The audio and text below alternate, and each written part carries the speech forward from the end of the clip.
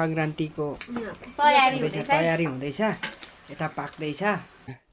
इस्कुसमा यस्तो जरा खानेको हेर्नु त यत्रो भेट्यो। यो त्यत्रो छ, एउटा यत्रो, यहाँ यत्रो भइसक्यो है, यत्रो त्यहाँ छ अलिअलि। अनि यहाँ अझै यहाँदेखि खन्दा थुप्रो भेटिन्छ। दुईतिर खनेर नभेटेर चाहिँ अनि लास्टमा चाहिँ यहाँ भेट्यो, यत्रो भेट्न सफल भइयो। अब मधेसमा चाहिँ महँगो पर्छ यो किन्न, यहाँ चाहिँ अब खनेर पाइन्छ। हाम्रोतिर चाहिँ यहाँदेखि चाहिँ अब घर तरुल पनि खनिसकेँ। घर तरुल चाहिँ पर छ। यो चाहिँ इस्कुसको जरा, इस्कुसको तरुल यता यहाँ यत्रो छ है। त्यसलाई त्यहाँ राखौँ, त्यहाँ थुप्रो भेला भइरहेछ। यहाँ पनि यस्तो यस्तो छ। अनि ओहो यस्तो यस्तो भेला भइरहेछ। यहाँ यति भेला भरिसक्यो यार।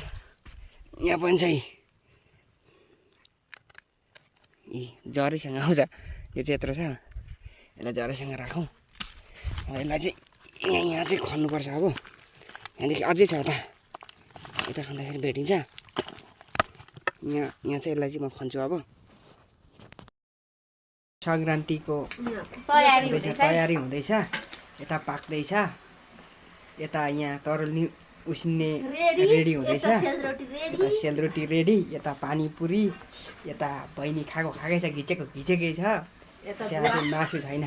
यता हाम्रो आमै बा, यता बा आमै यता खोक्दै पकाइ छैन। यहाँ पकाएकै छैन।